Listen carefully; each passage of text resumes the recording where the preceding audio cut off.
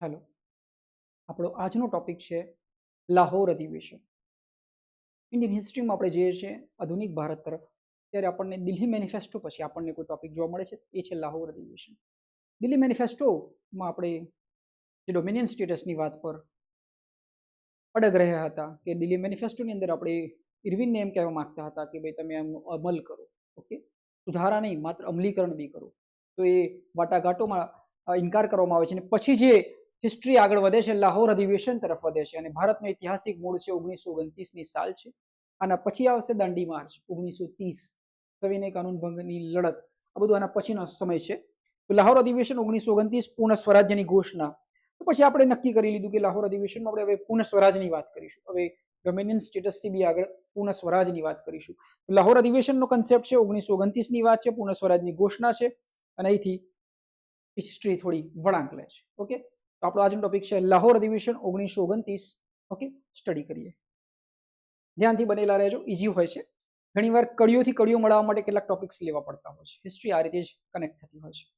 લાહોર અધિવેશનની પૃષ્ઠભૂમિ જોઈએ તો 1929ની સાલ હોય છે. કઈ સાલ હોય છે? 1929ની સાલ, આ યાદ રાખવાનું. અને લાહોરમાં ભારતીય રાષ્ટ્રીય કોંગ્રેસનું ઐતિહાસિક અધિવેશન યોજાયું હતું, એટલે જ આપણે એને શું કહે છે? લાહોર અધિવેશન. આ સમયગાળા દરમિયાન ભારતભરમાં બ્રિટિશ શાસન વિરુદ્ધ શું હતું? અસંતોષ હતો અને દેશભક્તિનો માહોલ હતો. આ અધિવેશનમાં દેશના ભાવિ સ્વરૂપ અને આઝાદીની લડત માટે ખૂબ જ મહત્વપૂર્ણ નિર્ણયો લેવામાં આવ્યા હતા. તે ભારતીય સ્વતંત્રતા સંગ્રામમાં એક નિર્ણાયક વળાંક સાબિત થયો હતો. ઓકે, તો લાહોર અધિવેશન રિલેટેડ ટુ 1929. હવે આપણે આગળ વિચારી રહ્યા છીએ પૂર્ણ સ્વરાજ તરફ. તેનો કન્સેપ્ટ આવશે લાહોર કોંગ્રેસ અધિવેશન કયા વર્ષમાં યોજાયું હતું? ભાઈ 1929માં યોજાયું.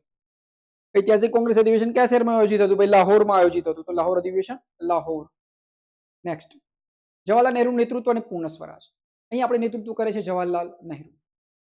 તો લાહોર અધિવેશનના અધ્યક્ષ તરીકે યુવા નેતા જવાહરલાલ નહેરુની પસંદગી કરવામાં આવી હતી.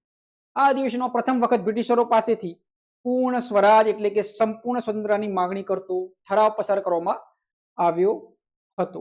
અગાઉ કોંગ્રેસ માત્ર વસાહતી સ્વરાજ ડોમિનિયન સ્ટેટસની માંગણી કરતી હતી. કેટલાની? તો પહેલા મેં કીધું દિલ્હી મેનિફેસ્ટોમાં આપણે ડોમિનિયન સ્ટેટસની માંગણી કરતા હતા, પણ એમાં નકારી કાઢવામાં આવે છે ઇરવિન દ્વારા. પછી શું થાય છે? આપણે લાહોર અધિવેશન તરફ આગળ વધી છે, ત્યાં તો પૂર્ણ સ્વરાજની વાત કરે છે. કે પૂર્ણ સ્વરાજ, સંપૂર્ણ સ્વતંત્રતાની માંગણી કરતો ઠરાવ પસાર કરવામાં આવ્યો હતો. પરંતુ હવે લક્ષ્ય સંપૂર્ણ આઝાદી હતું અને આ ઠરાવે આઝાદીની લડતને એક નવી દિશા આપી. ઓકે, એટલા માટે ઇમ્પોર્ટન્સ છે. 1929ના લાહોર અધિવેશન અધ્યક્ષ કોણ હતા? તો ભાઈ જવાહરલાલ નહેરુ હતા. લાહોર અધિવેશનમાં કયો મુખ્ય ઠરાવ પસાર કરવામાં આવ્યો હતો? પૂર્ણ સ્વરાજ. સમજાઈ ગયું વાત? હવે આપણે જઈએ નેક્સ્ટ સ્લાઇડ તરફ. 26 જાન્યુઆરી 1930 પ્રથમ સ્વતંત્રતા દિવસ. જુઓ, સમજો, આપણે જે 26 જાન્યુઆરી છે ને ઉજવીએ છીએ, 1930માં પ્રથમ સ્વતંત્રતા દિવસ તરીકે આપણે એને સ્થાન આપ્યું હતું. તો હવે જોઈએ, લાહોર અધિવેશનમાં એવો નિર્ણય લેવામાં આવ્યો કે 26 જાન્યુઆરી 1930ના દિવસને સમગ્ર ભારતમાં સ્વતંત્રતા દિવસ તરીકે ઉજવવામાં આવશે.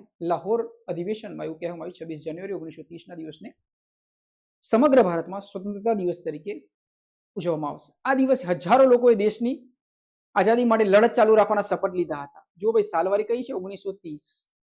આટલું યાદ રાખવાનું. 26 જાન્યુઆરી 1930ને લાહોર અધિવેશનમાં સ્વીકારવામાં આવ્યું કે સ્વતંત્રતા દિવસ તરીકે ઉજવવામાં આવશે. બરોબર, ભલે આપણો 26 જાન્યુઆરી પ્રજાસત્તાક દિવસ તરીકે ઉજવાય છે, પણ જે તે ટાઈમે આપણે એને સ્વતંત્રતા દિવસ તરીકે ઉજવવામાં કહેવામાં આવ્યું હતું.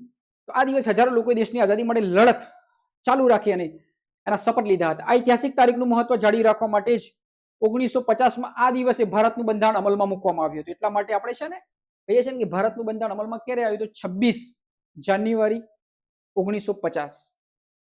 આ દિવસ ભારતીય લોકશાહીનો પાયા સમાન છે. હવે સમજાયું 26 જાન્યુઆરી કેમ લેવામાં આવ્યું છે? અહીંથી લેવામાં આવ્યું છે. ભારતમાં પ્રથમ વખત કઈ તારીખે સ્વતંત્રતા દિવસ તરીકે ઉજવવાનું નક્કી કર્યું? પ્રથમ વખત 26 જાન્યુઆરી 1930ના દિવસે. 26 જાન્યુઆરી 1930ના દિવસે દેશભરમાં લોકોએ શું કર્યું હતું? તો ભાઈ આઝાદી માટેના શપથ લીધા હતા. શેના લીધા હતા? આઝાદી માટેના શપથ લીધા હતા. ચલો જોઈએ નેક્સ્ટ સ્લાઇડ તરફ. રાવી નદીના કિનારે તિરંગો. તો 31 ડિસેમ્બર 1929ની મધ્યરાત્રિએ જવાહરલાલ નહેરુએ લાહોરમાં રાવી નદીના કિનારે ભારતનો તિરંગો ધ્વજ લહેરાવ્યો હતો. આ ઘટનાને દેશના યુવાનોમાં અને ક્રાંતિકારીઓમાં નવો જોશ અને ઉત્સાહ ભરી દીધો હતો. કઈ નદી હતી? રાવી નદી હતી ભાઈ. 31 ડિસેમ્બર 1929ની સાલવારી હતી અને ભારતનો તિરંગો ઝંડો લહેરાવ્યો હતો. આ ઘટનાને દેશના યુવાનોમાં શું કર્યું? ક્રાંતિનો જોશ પૂરી દીધો અને ઇન્કલાબ જિંદાબાદના નારા સાથે આકાશ ગુંજી ઉઠ્યું હતું. આ ધ્વજવંદન અને બ્રિટિશ સામ્રાજ્ય સામે ખુલ્લો પડકાર હતો. હવે સમજીએ જવાહરલાલ નહેરુએ કઈ નદીના કિનારે તિરંગો લહેરાવ્યો હતો? તો રાવી નદી. તિરંગો ધ્વજ ક્યારે લહેરાવવામાં આવ્યો હતો? તો ભાઈ તારીખ હતી 31 ડિસેમ્બર 1929 ની મધ્યરાત્રિ. સમજાય છે વાત? ઘણું બધું ડેપ્થ છે, પણ આપણે ફટાફટ છે ને આપણે સ્પૂન ફીડિંગ તમે એ સમજાવી દીધું કે અંદર આવે છે શું, લાહોર અધિવેશન છે શું. દિલ્હી મેનિફેસ્ટો વાંચશો, પછી તમને લાહોર અધિવેશન આવશે, હવે પછી સવિનય કાનૂન ભંગની લડત વિશે વાંચો ને દાંડી યાત્રા વિશે વાંચો. દાંડી યાત્રા 1930 આવી ગઈ સાલ. સમજાય છે વસ્તુ? એટલા માટે આ નાના નાના ટોપિક લેવા જરૂરી હોય છે. સમજીએ નેક્સ્ટ ટોપિક, લાહોર અધિવેશનની અસરો અને વારસો. આનાથી શું થયું હવે સમજો. જે હું ટોપિક કહેવા માંગુ છું કે લાહોર અધિવેશન પછી તરત જ મહાત્મા ગાંધીના નેતૃત્વમાં સવિનય કાનૂન ભંગની ચળવળ અને દાંડી કૂચની યોજના બનાવવામાં આવી. હવે સમજાય છે વસ્તુ? સમજાય વાત? લાહોર અધિવેશન પછી મહાત્મા ગાંધીના નેતૃત્વમાં સવિનય કાનૂન ભંગની ચળવળ અને દાંડી કૂચની યોજના બનાવવામાં આવી હતી. આ અધિવેશનને સાબિત કર્યું કે ભારતીય જનતાએ પૂર્ણ આઝાદીથી ઓછું કંઈ બી સ્વીકારવા તૈયાર નથી. આજે પણ આ અધિવેશન આપણને આપણા રાષ્ટ્રીય લક્ષ્યો અને એકતાની યાદ અપાવે છે. ભારતીય સ્વતંત્રતા સંગ્રામની સૌથી પ્રેરણાદાયી ઘટનાઓમાંની એક છે. લાહોર અધિવેશન પછી કઈ મુખ્ય ચળવળની શરૂઆત થઈ હતી? તો સવિનય કાનૂન ભંગની ચળવળ. બરોબર, આપણો ક્વેશ્ચન છે લાહોર અધિવેશન પછી કઈ કઈ ચળવળની શરૂઆત થઈ? તો સવિનય કાનૂન ભંગ અને દાંડી યાત્રા. લાહોર અધિવેશનનો મુખ્ય સંદેશ શું હતો? તો સંપૂર્ણ સ્વતંત્રતા મેળવવી. બરોબર. નેક્સ્ટ આપણે જોઈએ કેટલાક એમસીક્યુઝ જોઈએ. બરોબર, લાહોર અધિવેશનમાં તિરંગો ક્યારે ફરકાવવામાં આવ્યો હતો? તો મધ્યરાત્રિએ. રાઈટ છે.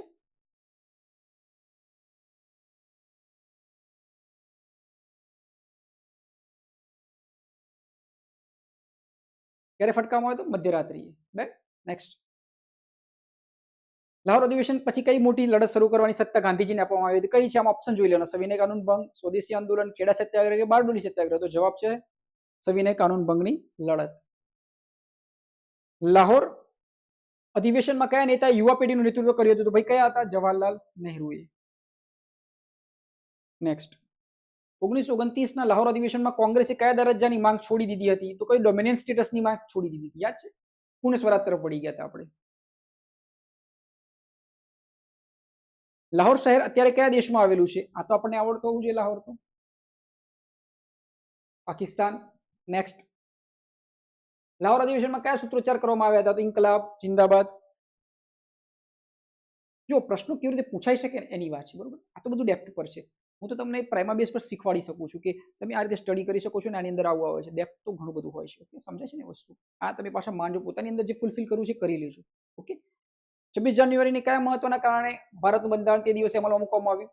તો લાહોર અધિવેશન તે દિવસને શું કીધું? સ્વતંત્રતા દિવસ તરીકે ઉજવવામાં આવ્યો એટલા માટે. ઓકે. નેક્સ્ટ, લાહોર અધિવેશનમાં કયો મુખ્ય ઠરાવ પસાર કરવામાં આવ્યો? તો ભાઈ શું હતો? પૂર્ણ સ્વરાજનો ઠરાવ. આપણો આ ક્વેશ્ચન છે સમજવા લાયક. લાહોર અધિવેશન કઈ નદીના કિનારે? તો ભાઈ રાવી નદીના કિનારે. લાહોર અધિવેશન કયા વર્ષમાં યોજાયું હતું? ભાઈ 1929. પછી દાંડી યાત્રા 1930. લાહોર અધિવેશનના કયા અધ્યક્ષ કોણ હતા? ભાઈ તો કોણ હતા? જવાહરલાલ નહેરુ. લાહોર અધિવેશન કયા સંગઠન દ્વારા બોલાવવામાં આવ્યું હતું? ભારતીય રાષ્ટ્રીય કોંગ્રેસ. પૂર્ણ સ્વરાજનો અર્થ શું થાય છે? અંશત આઝાદી, સંપૂર્ણ આઝાદી, બ્રિટિશ શાસન હેઠળ સ્વાયત્તતા કે માત્ર આર્થિક આઝાદી? સંપૂર્ણ આઝાદી. કયા દિવસે પ્રથમ વખત સ્વતંત્રતા દિવસ ઉજવવાનું નક્કી કરવામાં આવ્યું? જો આવો પ્રશ્ન પૂછાઈ શકે છે, ભૂલ ના થાય ને એટલા માટે આપણે 26 જાન્યુઆરી તો ખબર, પાછળની સાલવાર યાદ રાખવાની. 1930.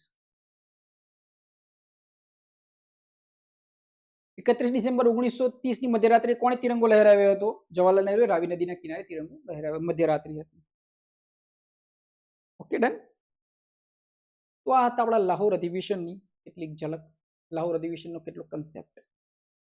તો આપણે સ્ટડી કરી શું? એક દિલ્હી મેનિફેસ્ટો, પછી વાંચીશું આપણે ત્યાં ડોમિનન્ટ સ્ટેટસની વાત હોય છે, નકારી કાઢવામાં આવશે લોર્ડ ઇરવિન દ્વારા. પછી આવે છે લાહોર અધિવેશન 1929 ની વાત આવશે. હવે સવિનય કાનૂન ભંગ આવશે અને શું આવશે? દાંડી માર્ચ આવશે, દાંડી યાત્રા આવશે.